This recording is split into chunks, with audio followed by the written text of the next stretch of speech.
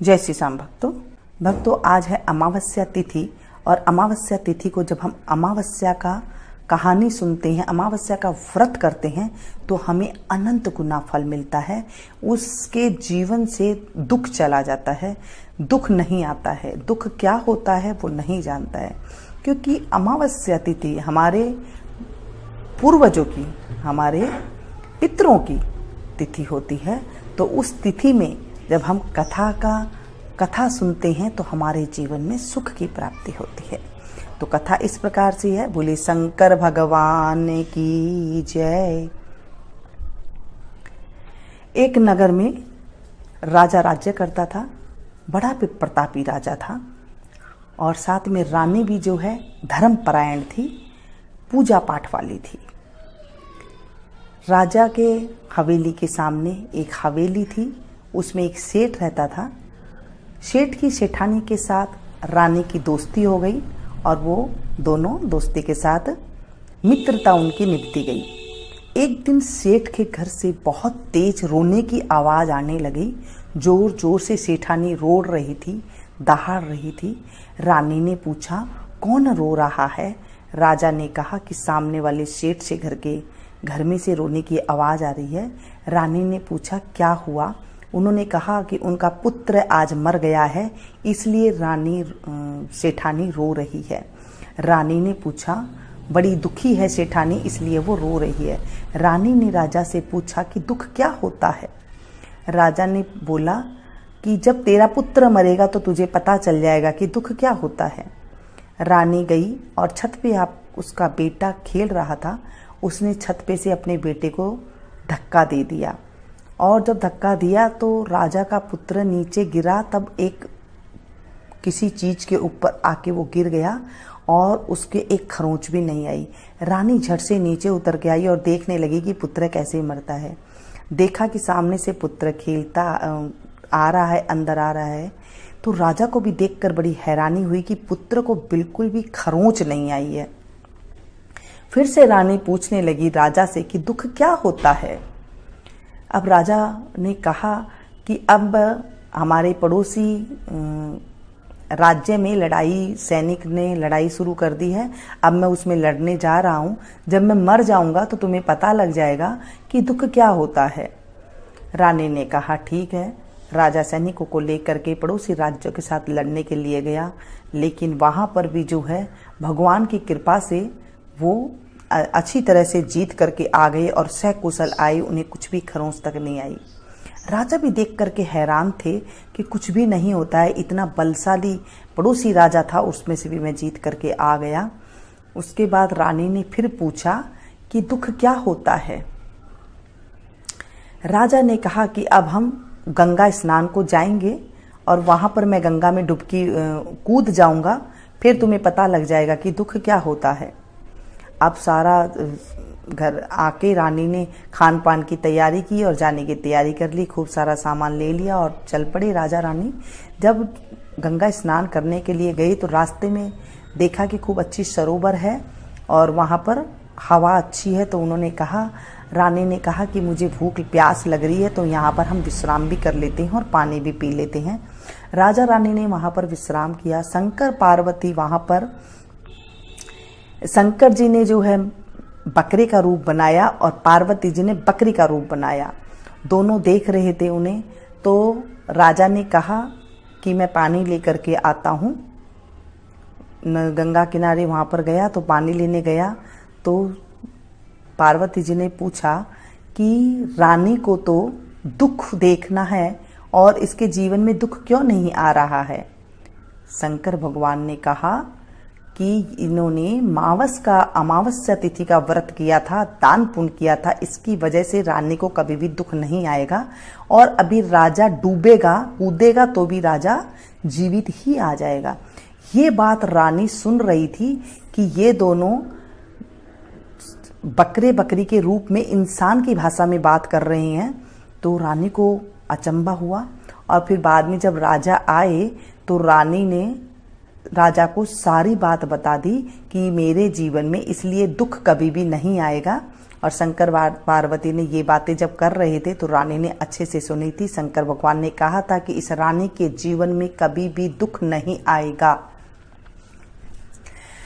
ये बातें जब राजा को बताई तो राजा को भी समझ में आ गया कि इस तरह इसी कारण से जो है रानी को कभी दुख देखना नहीं पड़ेगा, चाहे कितनी भी मर्जी विपत्ति आ जाए। राजा रानी अपने शहर को आ गए, अपने नगर को आ गए। नगर में आने के बाद राजा ने सारे नगर में ढिंडोरा पिटवा दिया कि सभी कोई अमावस्या तिथि का व्रत करना। अमावस्या तिथि का व्रत करने से कभी भी जीवन में दुख नहीं आता है। ये थी अमावस्या की कहानी। बोले शंकर भगवान की जय, माता पार्वती की जय। दोस्तों, अमावस्या के दिन सुबह जल्दी उठ करके स्नान करना चाहिए। स्वच्छ जल से स्नान करें और बगैर नहाए नहीं रहना चाहिए। बगैर नहाए रहने से अमावस्या तिथि में पितरों का दिन होता है, तो वो जो है आशीर्वाद नहीं देते हैं और वो श्राप दे के चले जाते हैं। तो उस दिन जल्दी उठ करके नहाना चाहिए। नहा करके बिल्कुल साफ जगह कर लेनी चाहिए, रसोई की बिल्कुल साफ जगह कर लेनी चाहिए। और वहाँ पर जो है कईयों के तो परिंदे में जो है घड़ा वगैरह जहाँ पानी का रखते हैं वहाँ पूजा होती है। अगर आपके यहाँ नहीं होती है तो आप बिल्कुल सिंपल 1 कटोरी चावल और उसके अंदर 1 का सिक्का, 2 का सिक्का, 10 का सिक्का, जितनी आपकी सामर्थ है उतना लेकर के आप मंदिर में जरूर भिजवाएं। नहीं तो दूध का पैकेट ले लें, सिक्का रख दें और वो भी मंदिर में पहुंचा सकते हैं। जितनी आपकी सामर्थ्य है, 10 रुपया, 20 रुपया, 1 रुपया, आप उस पर दक्षिणा जरूर रखें, वो आप मंदिर में दे करके आएं। अगर इतना भी नहीं कर सकते तो घर में आटा, दाल, नमक, मिर्च सीधा है तो सीधा आप जरूर दे करके रखें। सीधा में दक्षिणा आप जरूर रखें। सीधा में आप ऐसे ले सकते हैं, जैसे किसी को नहीं पता होता तो एक थाली में आटा लें, 1 कटोरी ले, 2 कटोरी ले, 3 कटोरी ले, जितना आप ले सकते हैं उतना आप आटा लें। नमक डालें, चम्मच 2 चम्मच नमक ले सकती हैं। जितना आप मसाला खाती हैं ना सब्जी में, ये सारे मसाला आप डालें। नमक, मिर्च, हल्दी, धनिया ये डालें। जीरा रखें, घी जरूर रखें, क्योंकि घी के बिना अनाज नहीं दिया जाता है, वो सूखा अनाज हो जाता है। घी आप जरूर रखें, देसी घी 1 चम्मच 2 चम्मच, नहीं है तो आप जो भी घी खाते हैं वो रख लें, वो नहीं है तो आप तेल जरूर रख दें। जो भी है आपके पास आप रख दें, क्योंकि जब हम थोड़ा थोड़ा धर्म करते हैं, धर्म करने से पुण्य की प्राप्ति होती है और इतना हो जाता है कि हम फिर बढ़ चढ़ के करते हैं, क्योंकि हमें भगवान जो हम देते हैं हमें भगवान वही लौटाता है, लाखों गुना करके लौटाता है। फिर उसके बाद अगर आपके पास कोई फ्रूट रखा हो तो 1 फ्रूट रख दे। कोई सब्जी रखी है तो आप उसमें सब्जी, हरी सब्जी होती है, जैसे आलू हो गया, टमाटर हो गए, कोई गोभी का फूल हो गया, जो भी है आप वो रख सकते हैं उस थाली के अंदर। साथ में चीनी जरूर रखें, क्योंकि मीठा भी जरूर रखा जाता है। आपकी जितना सामर्थ्य हो आप उसमें मीठा रख सकते हैं। और उसके बाद दक्षिणा आप जरूर रखें और उसके बाद हाथ जोड़ करके प्रार्थना करें, हे अमावस्या माता, हे पितरों के निमित्त जब आप निकाल रहे हैं तो पितरों के निमित्त आप उनको ध्यान करें और उसके बाद उस थाली को आप ले जा करके मंदिर में दे करके आए। सुबह सवेरे अगर जल्दी जल्दी आप हो सके तो 1 लोटा जल हाथ में ले करके दक्षिण की तरफ मुंह करके थोड़ा सा काला तिल ले करके आप अगर अपने पितरों के नाम से जल चढ़ाएं तो वो अति शुभ होता है। कभी आदमी के जीवन में दलिद्र नहीं आता है कहते हैं। और अगर पीपल का पेड़ है तो वहां चढ़ा दे। रविवार का दिन हो तो पीपल के पेड़ के नीचे जल ना चढ़ाए, क्योंकि रविवार को पीपल में जल नहीं चढ़ाया जाता है। सिर्फ दक्षिण की तरफ मुंह करके आप, कहीं कच्ची मिट्टी है वहां पर आप जल चढ़ा सकते हैं। ऐसा कहा जाता है कि ऐसा करने से जीवन में कभी दुख नहीं आता है। अमावस्या तिथि को जब ये सारे काम छोटे मोटे कर लेते हैं तो उससे बहुत ज्यादा सुख की प्राप्ति होती है। अगर आपके घर के आसपास हरा है तो आप हरा डाल सकते हैं, नहीं तो पालक की ये गुट्टी ले लें, उसे आप गाय माता को खिला सकते हैं। तो इससे भी जो है हमारे पूर्वज हमारे ऊपर खुश होते हैं।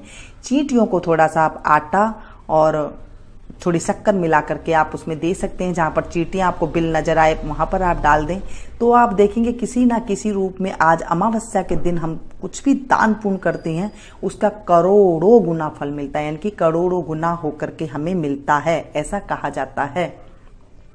आप 1 कटोरी देंगे तो आप समझ लीजिए कितना कुछ मिलने वाला है। आप कबूतरों को दाना डालिए, जो पंछी होते हैं उन्हें आप दाना डाल करके आ जाइए। मछलियों को आप दे सकते हैं गोलियां बना करके। घर में आटा तो सभी के होता है, थोड़ा सा आटा आप टाइट टाइट गूंद लीजिए, छोटी छोटी गोली बना के मछलियों को डाल सकते हैं। इस तरह भी आप कर सकते हैं। आप कहीं ना कहीं जितना पुण्य हो सके आपको करना चाहिए आज के दिन, क्योंकि अमावस्या तिथि को जब कुछ पुण्य करते हैं तो फिर उसका हमें बहुत ज़्यादा पुण्य की प्राप्ति होती है। तो इस तरह से व्रत किया जाता है। व्रत शुरू शुक्रवार की अमावस्या हो उस दिन करो तो अति उत्तम होता है। जिस दिन शुक्रवार शुरू होता है उस दिन अमावस्या शुरू कर सकते हैं। व्रत करना चाहें तो आप 21 अमावस्या तक ये व्रत किया जाता है। 5 अमावस्या को पहले आप गेहूं का दान करें।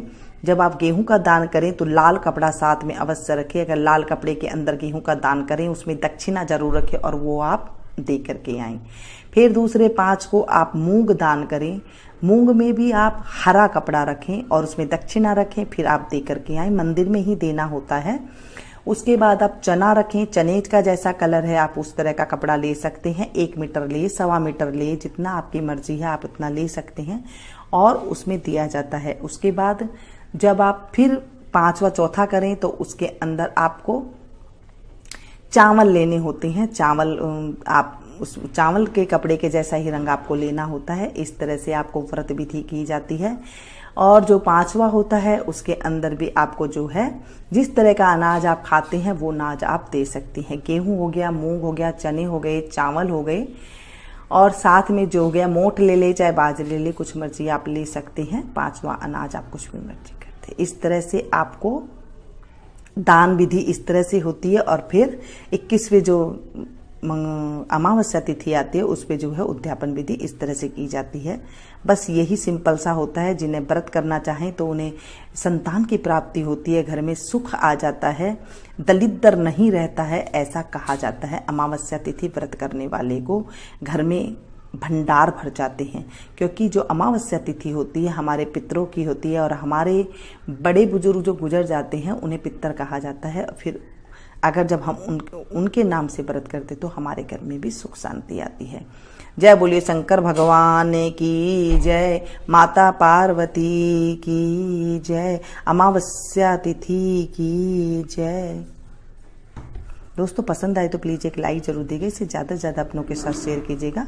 मिलते हैं फिर से एक नई वीडियो में नई जानकारी के साथ। तब तक आप लोग देखते रहिए मीनू संगीत। Thank you.